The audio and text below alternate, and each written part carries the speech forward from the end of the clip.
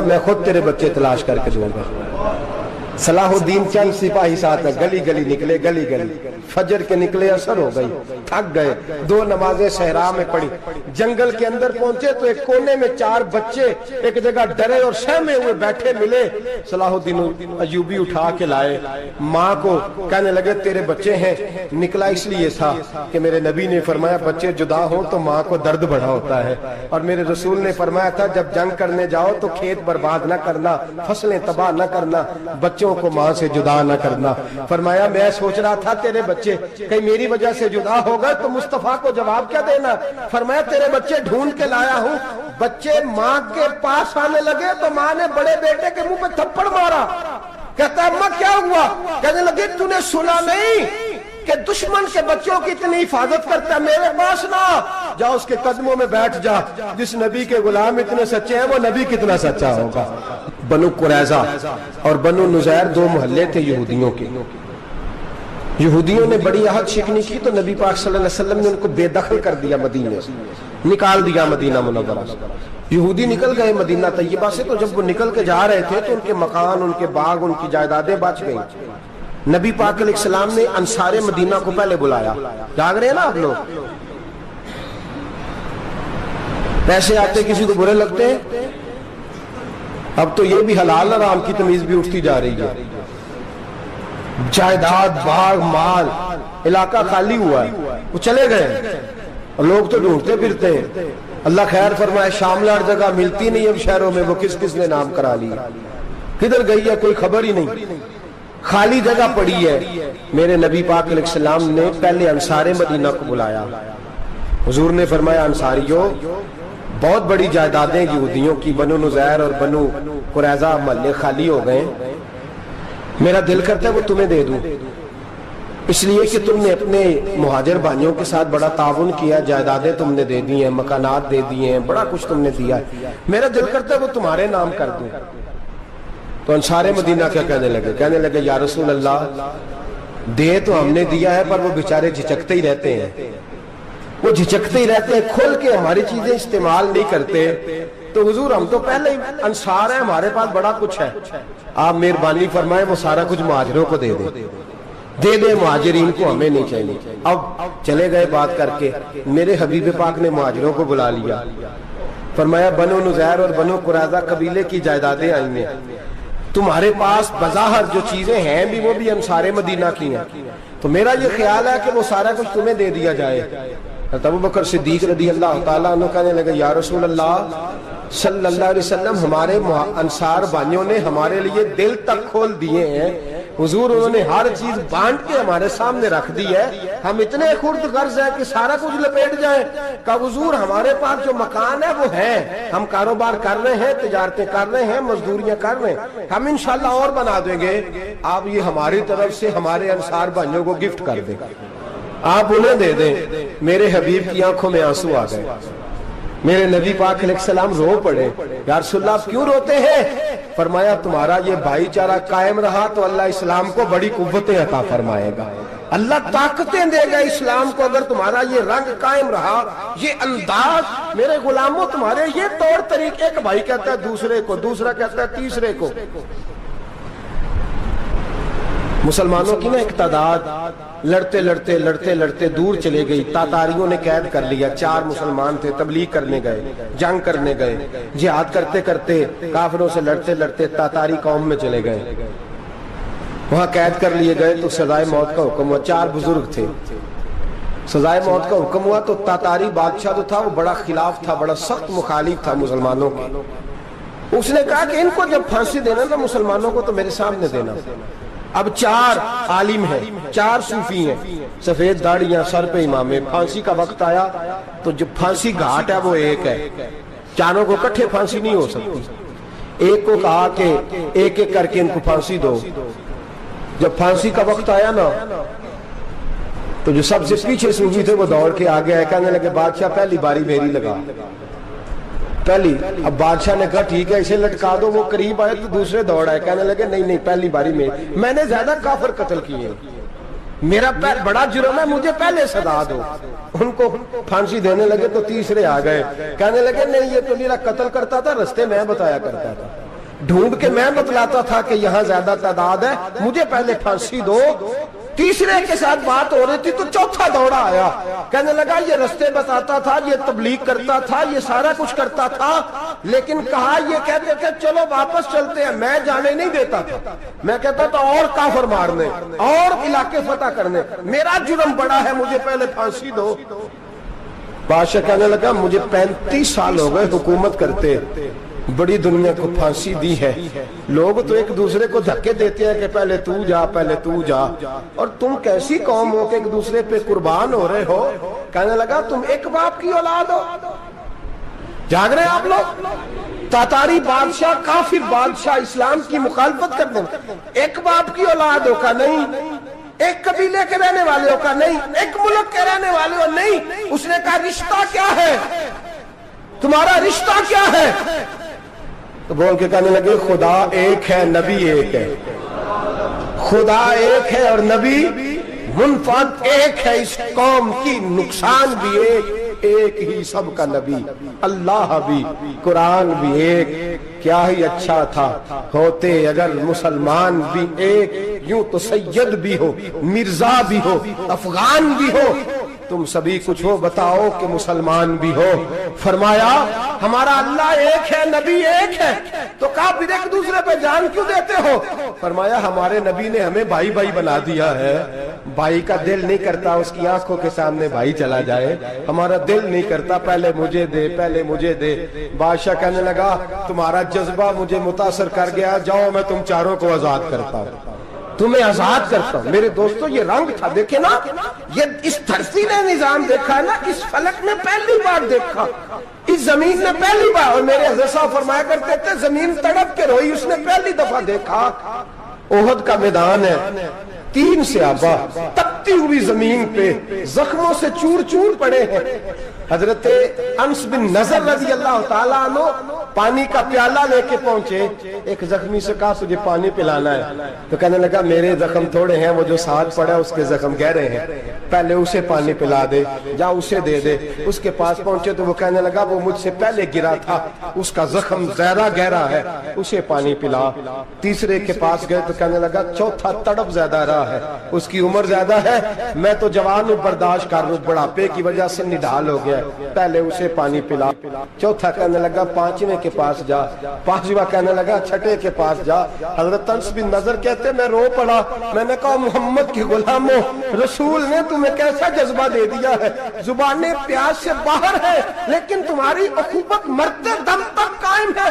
कहते मैं 7वें के पास गया तो कहने लगा अगर 6 कुर्बानी दे सकते हैं तो मुझे खुद गर्ज न समझ, मैंने नहीं पानी पीना, जा पहले के पास ले जा। कहते मैं पहले के पास आया तो रूह परवाज कर गई, दूसरे के पास आया तो रूह परवाज कर गई, मैं 7वें तक आया तो इंतकाल कर गए। कहते हैं पानी का प्याला मैंने उठाया और मैंने जमीन पे रखा तो मैंने कहा पानी गवा रहना, मोहम्मद के गुलाम मर तो जाते हैं पर एक दूसरे का ख्याल बड़ा रखा करते हैं, गवा रहना ये मर जाया करते लेकिन एक दूसरे का दर्द। मेरे दोस्तों लुटा हुआ बर्मा, रोते हुए मुसलमान, सिसकियां और आहें लेती हुई माएं पूछती हैं ए खासा ए खासान रसूल वक्त दुआ है, उम्मत पे तेरी आके अजब वक्त पड़ा है। वो दीन जो बड़ी शान से निकला था वतन से, परदेश में वो दीन आज गरीबुल गुरबा है। फरियाद है ए कश्ती ये उम्मत के निगहबां, बेड़ा ये तबाही के करीब आने लगा है। और क्या खूबसूरत जुमले कहे थे कि नबी पाक सल्लल्लाहु अलैहि वसल्लम ने, हुजूर ने फरमाया था मेरा मोमिन एक जान की तरह होता है, एक जान की तरह होता है। एक को तकलीफ हो जिस्म के एक हिस्से को, सारा हिस्सा परेशान होता है। फरमाया ये एक मकान की तरह है, एक ईंट दूसरी ईंट को मजबूत करती है। फरमाया ये मजबूत लोग हैं, ये मजबूत लोग। हजरत उमर फारूक का जमाना है, एक आदमी ने सीरी भेज दी एक घर में बतौर तोहफा, कहत का जमाना था, गोश्त मिलता नहीं था, जानवर। एक आदमी ने सीरी भेज दी एक आदमी के घर में। उसने क्या किया, उसने अपनी बीवी से कहा हमारी तो खैर है, साथ वाला पड़ोसी ज्यादा गरीब है, उधर न भेज दे। यहाँ गंदम अमीर शहर की होती रही खराब, और बच्ची किसी फकीर की फाकों से मर गई। कहा साथ वाले पड़ोसी के घर से मैं कई दिनों से भूख की आवाजें, वहां भेज दे। उसके घर गई तो उसकी बीवी शौहर को मशवरा देती है, कहती है मेरे बच्चे तो दलेर है, साथ वाले के छोटे हैं, वो गुजारा नहीं, उधर न भेज दे। उधर गई। एक रवायत है 7 घर, एक रवायत है 21 घर। 21 घरों में घूमती हुई वो सिरी फिर पहले के घर में आ गई, और पहला सहाबी कहने लगा सिर्फ तूने ही मोहम्मद का कलमा नहीं पढ़ा, बाकी 20 ने भी पढ़ा हुआ है। सिर्फ तूने ही रसूलुल्लाह से ये दर्स नहीं लिया, बाकियों ने भी लिया है। और सिर्फ तेरे अंदर ही जज्बा एसार नहीं, तू ही सिर्फ मुसलमानों से प्यार नहीं करती, सारे ही प्यार करते हैं। वो सिरी फिर आ गई है, अब क्या करना है, अब क्या करना है? तो इमाम नबी ने लिखा है, वो कहने लगी करना क्या है, पकाऊंगी मैं और खाएंगे 21 घर, फिर भी अकेले नहीं खाएंगे, पकाऊंगी मैं और खाएंगे 21 घरों के मुताबिक शोरबा पका। और फिर बर्तन में डाल के वो बीबी एक घर का दरवाजा खटखटाती है, कहती है मुस्तफा के गुलामों निकलो बाहर और खाओ, इसलिए कि जिस नबी ने मुझे प्यार का हुक्म दिया उसी ने तुम्हें भी प्यार करना सिखाया है। ये रंग चश्मे फलक ने सिखाया है।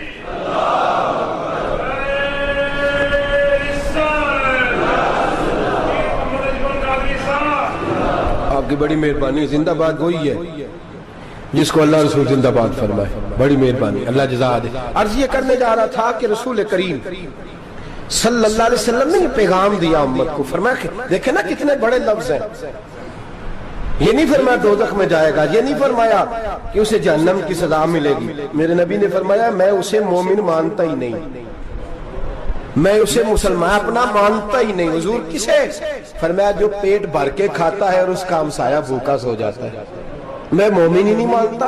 सजा तो तब मिलेगी ना कि जब मैं किसी सजा का ऐलान करूं, मैं मानता ही नहीं, वो मेरा है ही नहीं, खुद पेट भर के खा रहा है, हमसाया उसका भूखा, मैं नहीं मानता। इन्नमल मुमिनूना इख्वा, मोमिन भाई भाई, मैं मानता ही नहीं उसे। और मेरे हबीब पाक इतने बड़े लफ्ज हदीस में और कहीं नहीं मिलेंगे आपको, इतने बड़े जुमले कहीं नहीं मिलेंगे। मेरे नबी पाक ने फरमाया अल्लाह कहेगा क़यामत के दिन, कौन? इतने बड़े लफ्ज हदीसों में मिलते नहीं जितने ये हैं। हुजूर ने फरमाया रब फरमाएगा बंदे से कि मैं तेरे पड़ोस में भूखा था, तूने मुझे रोटी क्यों नहीं खिलाई? कौन कह रहा है? अल्लाह कह, मैं भूखा था तूने रोटी नहीं दी, मैं नंगा था तूने कपड़ा नहीं दिया, मैं प्यासा था तूने पानी नहीं पिलाया, मैं बीमार था तू तीमारदारी। या अल्लाह, ना तू खाता है, ना पीता है, ना कपड़ा पहनता है, ना तू बीमार होता है, लाता खुजूश न तुम वला नूम, तुझे बीमारी आती नहीं, ऊँग नींद नहीं आती, मेरे मालिक तू मेरे पड़ोस में था। तो हुजूर फरमाते हैं रब फरमाएगा वो जो बंदा तेरे पड़ोस में भूखा था तो बंदा तो मेरा ही था ना, वो जो बंदा तेरे पड़ोस में नंगा था तो बंदा तो मेरा ही था ना, वो जो तेरे पड़ोस में प्यासा तड़पता रहा तो वो मेरा ही बंदा था। तू दवाई लेने जाए तो बड़े अस्पताल में और उस बेचारे को 20 रुपए पर्ची के भी मुयस्सर ना आए तो मेरा ही बंदा था। मेरे दोस्त ख्याल कर और याद रख, ये जो हमसाये ममालिक में जुल्म होते हैं, ज्यादतियां होती हैं, हमारे घर का पंखा अच्छा चलता है, हम जुलूस उस वक्त निकालते हैं जब हमारी लाइट बंद होती है, हम जुलूस उस वक्त निकालते हैं जब हमारा एसएच हमें तंग करता है, हम उस वक्त दर्द महसूस करते हैं जब हमारे घर तक आग आ जाती है। ये जो बाहर आग जल रही है ये तेरे घर भी आ सकती है, ये जो बाहर फसाद हो रहा है ये तेरे दरवाजे तक आ सकता है। मेरे रसूल पाक ने एक जान, मुसलमान को एक जान करार दिया। मुझे बताइए, उंगली को कट लग जाए, मुसलमान एक जान है ना, उंगली को लग जाए कट,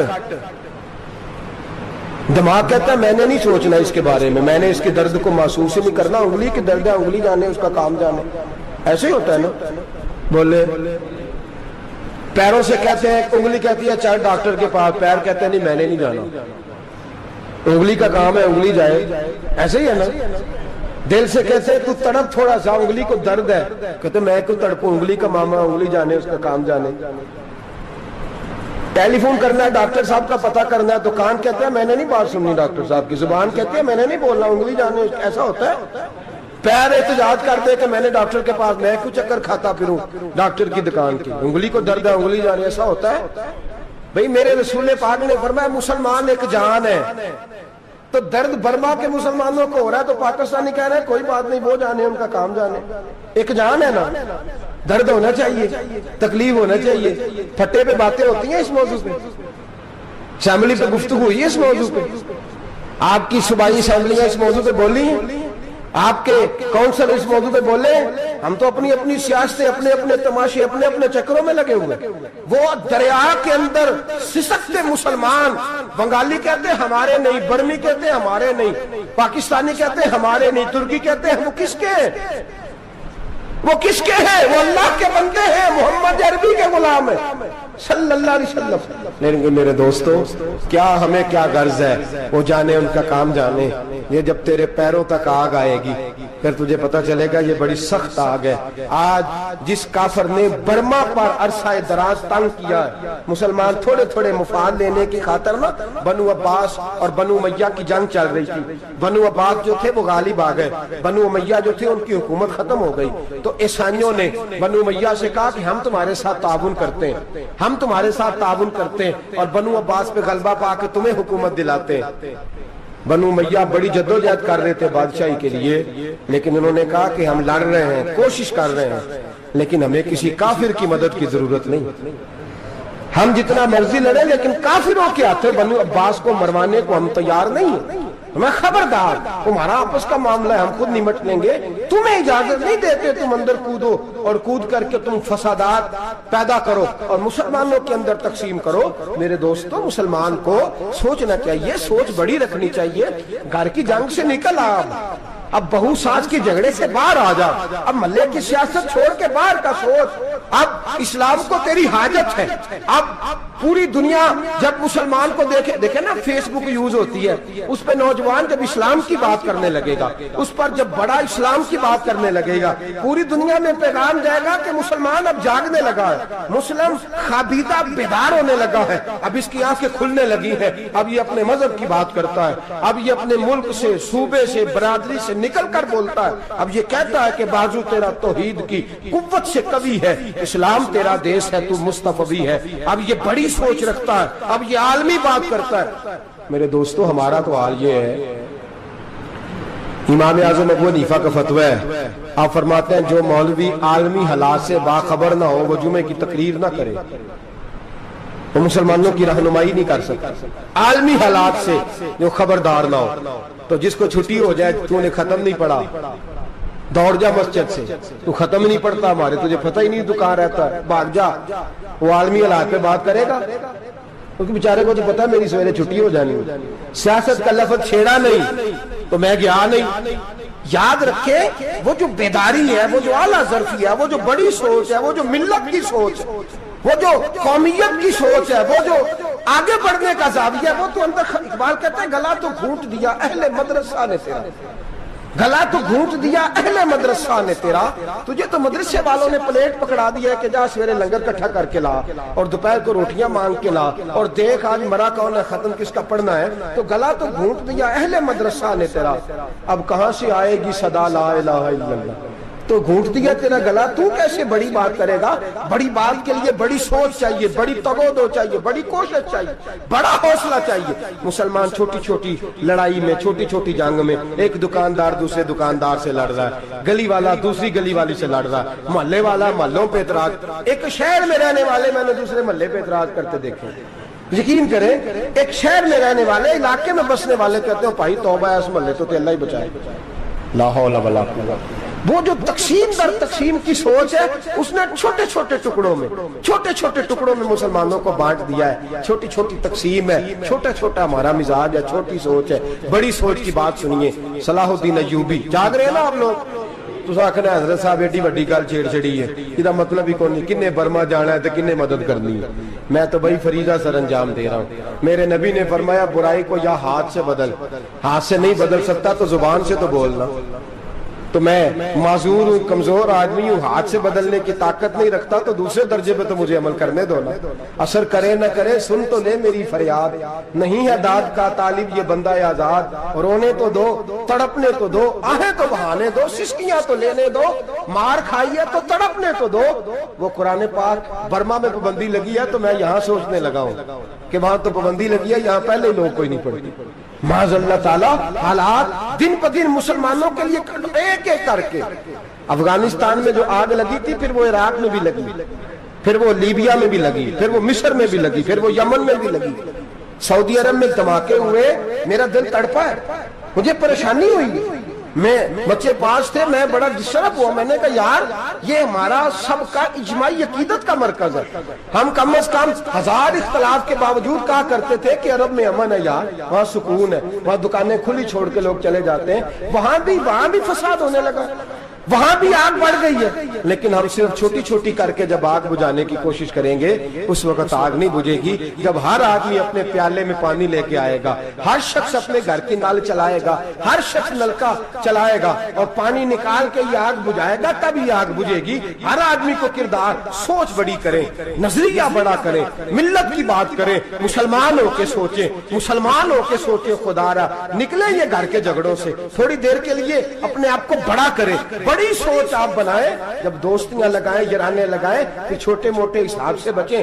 बाबा बुल्ले शाह साहब फरमाते कोरे वर्क किताब नहीं हुंदे, कोरे वर्क किताब नहीं हुंदे, पत्थर दिल गुलाब नहीं हुंदे, और बुल्लिया यारी सोच के लाई यारा नाल हिसाब नहीं हुंदे। फिर जरा निकले इस हिसाब किताब से बाहर, बुल्लिया यारी सोच के लाई यारा नाल साहब नहीं होंगे। फिर जरा बड़ा ज़हन करे, छोड़े अपने हिसाब, युबसिरून अला अनफुसिहिम वलनबलुवन्नकुम बिशैइन मिनल खौफि वल जु'i व नक्सिन मिनल अम्वालि वल अनफुसि वस समरात। फिर हिसाब किताब से निकले, फिर इमाम अली मकाम की तरह ये सोच बनाए कि हुसैन के बच्चे चले जाए तो कोई हर्ज नहीं, उम्मत पर आंच नहीं आनी चाहिए।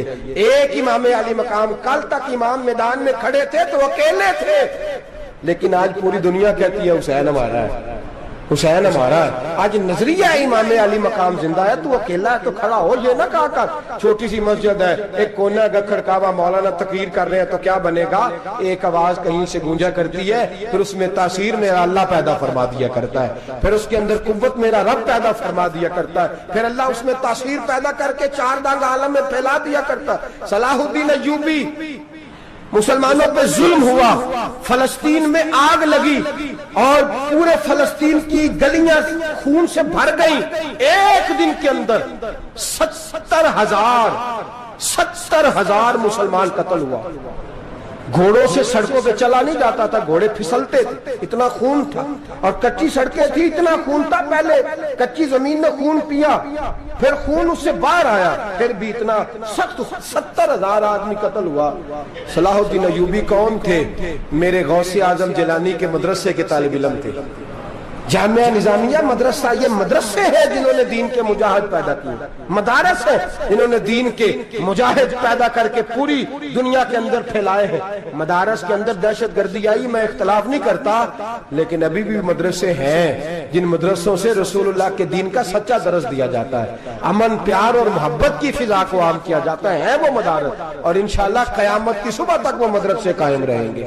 सलाहुद्दीन अय्यूबी मदरसे के तालिब इल्म है, मदरसे का, लेकिन मदरसा उसका था जो साथ दरवेश भी था, जो साथ अल्लाह रसूल के अहकामात मोहब्बत के साथ फैलाने वाले गौसे आजम जिलानी का मदरसा था। उस मदरसे का पढ़ने वाला तालिब इल्म, देखे ना इल्मदीन शहीद कौन था? नाते पढ़ने वाला था ना, खत्म दिलाने वाला था। आमर चीमा शहीद कौन था? नाते पढ़ने वाला था ना। ये नाते वो चीज होती है जो दिलों के अंदर असर पैदा कर देती है, जो नबी पाक की मोहब्बत को परवान चढ़ाती है, और यही चिराग जलेगा तो रोशनी होगी। सलाहुद्दीन अय्यूबी अकेला अपने दोस्तों से कहने लगा मुसलमानों की मदद, चंद सालों में निकलो मदद करें। उन्होंने कहा तेरे निकलने से क्या होगा? कहने लगा मैंने नहीं निकलना, मेरे अल्लाह ने मेरी मदद करनी है, मेरे अल्लाह ने मेरी उठ बांध कमर, क्या डरता है फिर देख खुदा क्या करता है। और मैं मुझे निकलने दे, अल्लाह मेरी मदद करेगा। थोड़ा थोड़ा करके फौज जमा की, कोशिश की। चंद सालों के बाद उसी जगह जहां मुसलमानों का खून बहा था, अल्लाह ने इस्लाम का झंडा फिर से बुलंद कर दिया। सलाहुद्दीन अय्यूबी फातेह बन के मस्जिद अक्सा के दरवाजे पे खड़ा है।